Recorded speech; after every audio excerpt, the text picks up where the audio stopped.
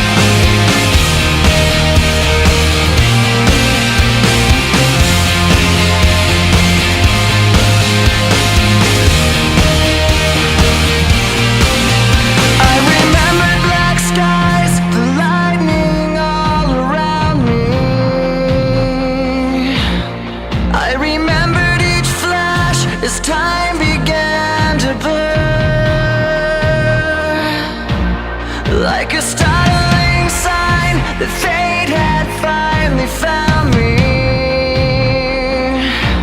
and your voice was all I heard, that I get what I deserve. So give me reason to prove me wrong, to wash this memory clean, let the thoughts cross the distance in your eyes. Give me reason to fill this hole, connect the space between. Let it be enough to reach the truth and light.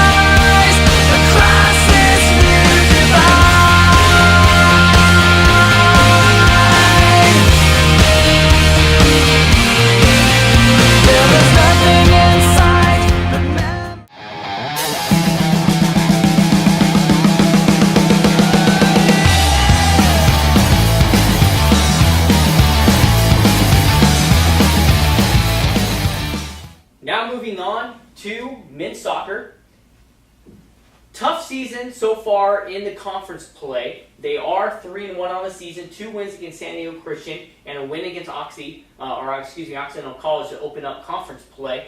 They fell 3-2 in double overtime to Chapman University this past week. A tough loss for them. They had the lead. They gave it up late in the game. Chapman ended up taking the lead. We ended up coming back to tie the game up with a bicycle kick and with 2 minutes to play in regulation, and then we ended up falling in overtime. Tough loss for them. Chapman's always a tough team, and that would have put us up in the first place in the SCIAC standings with that win. But right now, what have you seen? What have you liked with the team, and what do you think they need to improve on moving forward, especially if they want to get back to the SCIAC postseason tournament? Well, there's a lot to like about this team. Starting with the back line defensively, they're keeping scores low, which is exactly what they want to do. They have a really strong back line, so keep it simple. And also, the depth on this team is unbelievable. So throughout the whole game, fresh legs are coming in. That makes scoring chances a lot more opportunistic, and it makes the defensive even stronger. So it was a tough loss last week, but I look for them to rebound even stronger, and I look for a great season for them this year. On the opposite side, we have women's soccer. Not off to the start that Monica Gerardo would like. They are 1-3-1 on the season, coming off a 3-1 loss to Lewis and Clark yesterday in plus 100-degree heat. It was hot. It was a hot one out there. But right now, they brought in a freshman, Lauren Kai, that's been able to help out Madison Shippard, the senior captain, with the offense. Last year, they scored 9 goals on the season. This year, they have about 6 or 7 goals already in just 5 games. So a big turnaround from last year, but they're not getting blown out in games. They're in every contest. Most of them, they're actually winning, and then they end up falling later in the games. But what do you think with this team? A big change from last year. But do you think they really have a good shot with our conference standings? Well, you look at the record, and it's not indicative of how they've played this season. Lot to like, as you said, vast improvement from last year. They're scoring goals, but it's a young team, so they'll get better as the season progresses, but this might not be their year. But I look going forward in the next 1 or 2 years, I look for them to be extremely dangerous, extremely explosive, so a lot to like on this young team. Then moving away from soccer, we're going to make our way into men's water polo. 2013 SCIAC champions last year, trip to the NCAA tournament for the first time in the program's history. This team is comprised of Croatians, Italians, you name it, they have it. They've had a tough schedule already this year. They're preseasonally ranked, or right now they're ranked 17 in the varsity polls by the CWPA, and they're ranked number 1 in the Division III polls right now. They're favored to win the conference, but right now they face some tough competition. They lost 21-3 to number 2 UCLA. They lost 16-7 to number 5 Long Beach State. They lost 9-8 to number 9 Pepperdine University, which was a huge game here at home, which they should have won. But with this team, do you really feel that they can repeat as SCIAC champions? And with the schedule moving forward, how tough is it going to be for them to get ready for conference play? You know, I like a lot of things about this team, and I do think they could repeat as SCIAC champions. I love the fact that they play a tough preseason schedule. Makes the guys better, it makes them a little bit more cohesive, and tough competition breeds success later on in sports, especially when you get into those conference games in October, you know, moving forward to November. So I look for them to be extremely tough in this division. They suffered a couple tough losses early, but I think that'll make them better down the stretch. Especially getting those extra players in that haven't been able to play as much, but those players coming in to get the experience against a UCLA or a Long Beach State, that's going to pay big dividends later on down the stretch in conference play if they want to repeat again as SCIAC champs. Moving into volleyball. Head coach Chris Duarte McDermott, again like Monica Gerardo, not happy really about the start they've had. They've been in every contest. They haven't been blown out. They've been playing a lot of their Northwest Conference opponents. They just came off a 3-set loss to Colorado College, who's ranked 6th in the country right now. But again, they lost 25-19, 25-18, 25-20. Very good scores. They're in those contests. Opportunities to pull off sets and even pull off matches.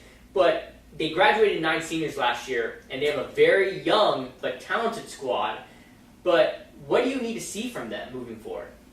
Well, as you mentioned, it's a young squad, and volleyball, you know, you need a lot of chemistry on the team. You need to build that camaraderie throughout the season. And I look for them to be really good down the stretch, but also they're playing these games tough, and maybe that's the youth an inexperience, not closing the game. As you mentioned, scores are really close, but I look for them to improve down the season. I look for them to be a threat in the SCIAC League.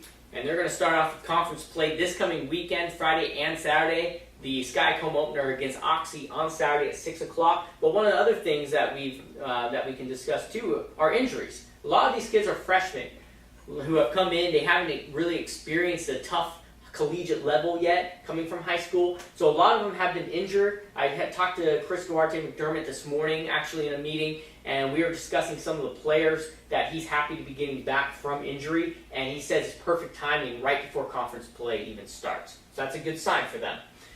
Moving now into cross country, a young squad. They just had 2 meets already, out in Riverside and one in Fullerton. They also had a week training camp up in Mammoth where they always prepare year after year. On the women's side, head coach Greg Phillips brought in 4 girls that have come in and have made an immediate impact for him. They also have a male runner as well who came in to the Cal State Fullerton Invite, which was a time trial, finished 10th out of 110 runners in that meet, which is huge. But we haven't even hit the SCIAC meets yet, the multi-duels or the championships. But with this young team, and a small team at that, what are they going to have to do in order to get better and to really make a big impact in those championships? Well, as you mentioned, it's a very small squad, so endurance and staying healthy might be an issue going down the stretch, but right now is a lot of fresh legs, a lot of youngsters in there. They're hungry. They're going to be tough to beat down the stretch, but I look for maybe avoiding the injury bug's going to be huge for the small squad and the inexperience, but going down the stretch, they could be very dangerous. I wouldn't want to play them if I was, faced off in a meet with them. Yeah, and anybody here in the conference team. We're going to take a quick break, but coming up we have former Whittier baseball player Julian Barzilli, now member of the St. Louis Cardinals. Stay tuned. Hey everybody, and welcome back to the Whittier College Sports Network. I'm joined with Julian Barzilli, former third baseman for the Whittier Poets. Julian, how you doing today? Doing great. Great to be here. So you realized your boyhood dream of being drafted by the St. Louis Cardinals, a great powerhouse team in the MLB. How are you feeling now? It was always something I've been dreaming about, to play professional baseball, and I'm real fortunate. Cardinals gave me an opportunity to put on a jersey and give me an opportunity to continue to live that dream out. You started hitting 500 in the first half. Average kind of dipped there in the second half. What do you attribute that to, and are you going to work harder, or what do you need to improve on going forward? I'd probably say being able to be ready to play every day.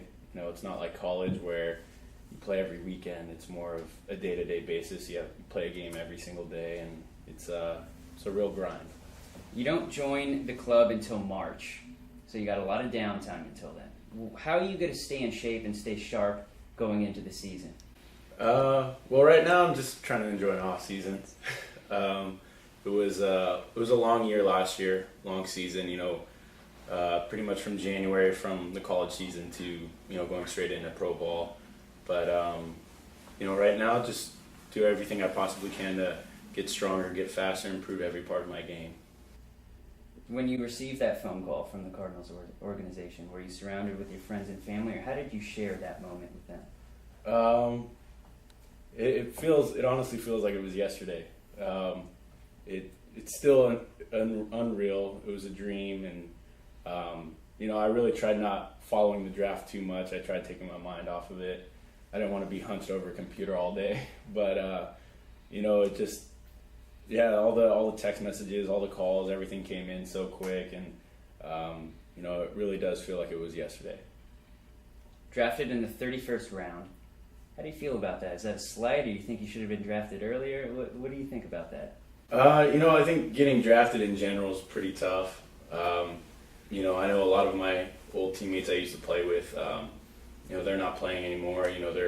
They signed as free agents, or they were struggling to find a job just like me. And I'm just real fortunate to get that call in the first place. I'm glad the Cardinals picked me up. Yeah, great organization. I have one more comment about this. A .948 fielding percentage. Fielding's at a premium, especially at the hot corner there. How are you going to improve that? Are you working on your reaction times, your throws to first? Fill me in here. Yeah, whatever it takes. I think all aspects of the game really. Always room for improvement. If I didn't need to improve, I would be up in the big leagues. But I'm far from there, and do everything I possibly can. Be out there at the field every single day. Well, congratulations. Thank you Good very luck much. moving forward. Thank you. Appreciate it. That was the interview with Julian Barzili. We'll be right back on the Whittier College Sports Network. Welcome back to the Poet Sports Report, brought to you by Whittier College Sports Network. I'm Lance Franny, and I'm joined by Dee Dee Kingsbury, our new head softball coach and senior women's administrator. Dee Dee, welcome to the show. Thank you. I'm excited to be here. Now, right off the bat, this is your first year. I'm sure a lot of people would love to know kind of what you're all about, what your background's about. Yeah. Can you give us a little bit about that? Absolutely. So I come to Whittier after having coached 17 plus years at the Division I level. I was a student athlete at UCLA. We won 2 national championships when I played there, and then I played professionally and for the national team after that. So I was lucky enough to travel around the country and the world and be able to play and do that. And I think I fell into coaching pretty naturally, as most athletes do. It's something that you love to do, you're passionate about, and you have this wealth of knowledge from having played all these years, and it's something that you just kind of, happen into. So coaching was a natural progression for me. I coached at the Division I level and really enjoyed it for many, many years. I'm a pitching coach, obviously, because I was a pitcher in college.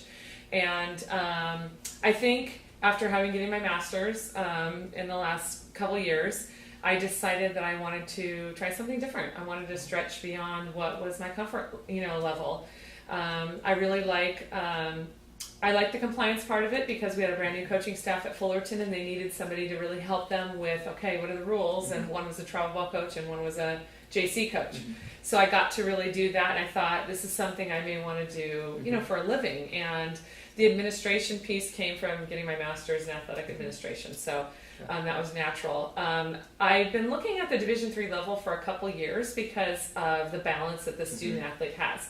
And being at the D1 level, and I don't mean this as a negative, I like that there are different options for student athletes, but I feel like, I personally like the idea of having balance. I feel like sometimes these kids, academically, it was very difficult for them. They had little time to be able to study and prepare, and almost were limited to majors. And that's really hard for me because academics is important to me, and I feel like, how can you tell a kid they can't study what they want to study? Because practice is at 8 a.m. or something, Right. So I started looking for a job where I felt there was more balance, and Whittier really came up, and I was thrilled at the opportunity. It's a big difference. D1 Yeah. to D3, I mean, not only on the softball realm of it, but on the actual compliance side of it too, with the Right. rules from D1 to D3, Right. but then NCAA rules compared to our SCIAC rules, it's completely different. So I guess that's been a big change for you. How has that been here at the beginning, trying to get the fall sports ready to go? Yeah, it's been challenging. And let me say, what I've realized is the athletes here have the same passion, the same drive, and the same talent level to some extent, from what I've seen that many of these D1s have. And just their path is maybe a little different. Like for the sport of softball, a lot of these kids are verbaling to colleges in their 7th and 8th and 9th grade year. And so maybe these kids weren't fully developed, or for whatever reason they weren't at the right field and didn't see the coaches, and all of a sudden they're juniors and seniors in high school, and they're some of the best players, but they weren't, committed at that point. So I feel like in our sport specifically, there are great talented athletes, and I'm looking forward to working with kids that are just like the D1 athletes I work with. When it comes to compliance, I did my research coming into the job, but certainly there is no amount of research I could have done to prepare myself for the task at hand. So I've had a lot of help from people like you and our athletic administrator Rob, and then the coaches here. Mike Rizzo, Rock Carter, coaches that have had experience here for a long time have been very helpful in helping me make this transition. And you've picked up on it very well. Yeah, I think so. Awesome. I'm very organized.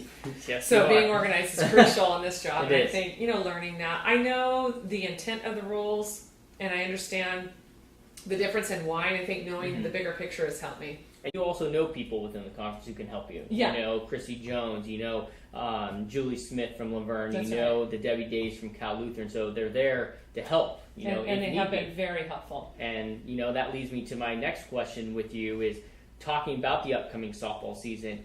Great rapport with the girls that you have already. You've had your first meeting with them last week. Yeah. You're starting practices this week, I believe, or next week? No, Coming up we're, soon? we're holding off practice. Holding off. Okay. Yeah, until November because this Gotcha. compliance piece is such a Compliance big piece, piece okay. still. So I'm holding Okay, off. Yeah. so still waiting on that, but you've Mhm. had your meetings with the girls. Correct. They're coming off a strong year in Right. the postseason tournament last year. They're always known of having 20-plus wins year after year, Right. and they're known to have a good program. Now, what things are you going to bring to this program? Kind of what new elements from that D1 level? Right. I have to say I respect the team and I respect what they've done. So I think Mhm. that's the most important thing is I don't want to downplay what has been done here before I got here and what the previous coach did and the players. I think it was really neat in our first meeting. They were very transparent with me in what they want and what they feel will take us to the next level. So the first piece of the puzzle is asking them. And then giving them my expectations. I have very high standards. I played at great programs and with the USA team. So I feel like there may be a shift a little bit in my expectations. I feel like preparation is key. And so I feel like with the coaching staff that we have here, we're going to really help prepare them. Okay. And I think that lends to confidence when you know you're prepared to face somebody. That's going to help. We're going to work on the mental game, which I think is something that we maybe haven't done before. And I feel like, you know, people like Sue Inquist are going to come in and talk to our team, and they're going to talk about what it takes to have a championship team. And I think that the team is right there on the cusp. I think having that team chemistry and creating that team culture, that positive championship culture, where we talk about some of Wooden's principles, where you know, we need excellence in everything that we do. I think holding them to that standard, they're ready for it, they're willing to do it, and I think that's going to be the expectation. And we're going to help them along the way. Hey, I'm a member of this team just like they are, and we're going to work together. Am I perfect? No, I make mistakes, as will they. And there's going to be a level of trust and respect that we're going to have between us. And I think, you know, we're going to push each other really hard, and hopefully that'll pay off. And what kind of changes have you been making up in the softball field? And I knew any new additions, changes to the fences, lockers, the scoreboard. What's going on up in the field once you've started looking at what you have, kind of what's in the shed, Yeah. kind of what changes are being made? I have to say, I really think it's an amazing field. I've had several of my, you know, my past, you know, co-workers and stuff come up here and say, you've got great, you know, great facilities. So let me say that. Little changes, if anything. I mean, we've really basically cleaned out the shed and in preparation for getting some new equipment that I think will help us better prepare for practice.